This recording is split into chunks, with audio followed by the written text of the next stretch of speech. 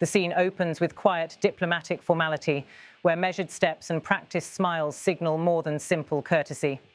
South Africa's President Cyril Ramaphosa arrives in Putrajaya, the administrative heart of Malaysia. The weather outside is warm, the air still, and the mood anticipatory. Inside these halls, behind polished marble and careful protocol, two leaders prepare to discuss more than bilateral ties. They are speaking at a time when the global order is shifting, where alliances are being tested, economies are looking for new partners, and regions once considered peripheral are asserting themselves with renewed strategic weight. Cyril Ramaphosa enters with a composed demeanour. He is familiar with the balance required in diplomacy, firm but respectful, confident but patient. His government has spent the past years defining South Africa's place in a world divided between old power blocs and new coalitions. On the other side stands Malaysia's Prime Minister Anwar Ibrahim, a leader shaped by decades of political struggle, reformist advocacy, and a commitment to regional identity. Their handshake is steady, deliberate, and symbolic. It marks not just a meeting between two states, but a conversation between regions, Africa and Southeast Asia, each trying to navigate global change. Malaysia sits at a crossroads of Asia. For centuries, it has known trade routes, cultural exchange, and external influence. Now, in the current geopolitical climate, Southeast Asia is once again a central arena, economically dynamic, strategically contested, and diplomatically pivotal. South Africa, meanwhile, stands at the tip of a continent undergoing its own transformation. African economies are young, growing, and increasingly assertive in global forums. South Africa plays a leading role in the African Union and in multilateral platforms such as BRICS, where new economic dialogue is challenging older global hierarchies. The meeting comes just ahead of the ASEAN Summit, where regional leaders gather to discuss everything from trade integration to security concerns in surrounding waters. For Malaysia, hosting high-level guests ahead of such a summit is part of shaping the tone of discussions.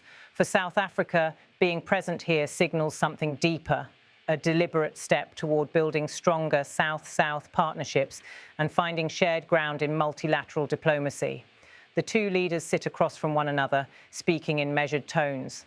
Their conversation spans a broad range of themes. At the centre is the idea that the global South is no longer content to accept economic rules defined elsewhere. Both Malaysia and South Africa have experienced the pressures of global markets, the volatility of commodity pricing, the fluctuations of foreign investment sentiment, and the complicated legacies of colonial-era trade structures. Today's discussion reflects a recognition that long-term stability requires new strategies and diversified partnerships. Trade opportunities come first. Malaysia sees South Africa as a gateway to the African continent, where new consumer markets, emerging technology sectors, and large-scale infrastructure projects present opportunities that have drawn attention from Asia, the Middle East, and beyond. South Africa views Malaysia as both an investment partner and a logistics bridge into Southeast Asia's manufacturing networks. In recent years, global supply chains have been forced to adapt to disruptions, from pandemics to geopolitical tensions, and both leaders understand that resilience now matters as much as efficiency. They speak also of industrial cooperation. South Africa's mining and mineral sector remains one of the strongest in the world, particularly in strategic resources such as platinum, manganese, and rare minerals required for advanced manufacturing, electric vehicles, and renewable energy systems. Malaysia's manufacturing ecosystem, meanwhile, is deeply integrated into global electronics and component production. Conversations today include the possibility of matching these strengths, raw materials and industrial processing, into new joint ventures or supply agreements. Energy transition forms another pillar of their dialogue. The global shift toward renewable energy is underway, but uneven. Developing nations often face a paradox. The world demands decarbonization, but financing and technology transfers lag behind, leaving energy security vulnerable. South Africa is undergoing a difficult shift in its own electricity system. Malaysia, likewise, is balancing economic growth with environmental commitments. Both leaders acknowledge that cooperation, whether through knowledge exchange, investment pools, or green technology development, can strengthen their national energy strategies. Food security is discussed as well. Climate change has reshaped rainfall patterns, agricultural yields, and commodity markets. Both countries have experienced how environmental pressures can ripple into supply chains, food prices, and household economies. Cooperation may include agricultural research collaboration, food import diversification, or joint capacity building to support sustainable farming and aquaculture. As the conversation progresses, regional security comes to the forefront. For Malaysia, the South China Sea remains a delicate geopolitical issue. ASEAN nations must balance national interests, collective diplomacy, and the reality of global power competition expanding into their maritime spaces.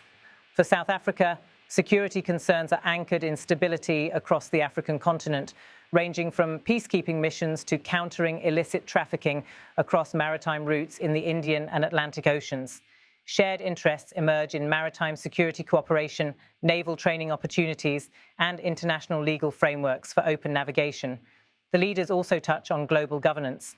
Both nations have spoken openly about the need to reform international institutions, particularly the United Nations Security Council and global financial bodies. They argue that representation must reflect contemporary realities, not the post-war power structures of the mid-20th century. South Africa supports greater Southeast Asian representation on global decision-making bodies. Malaysia supports broader African inclusion and voice.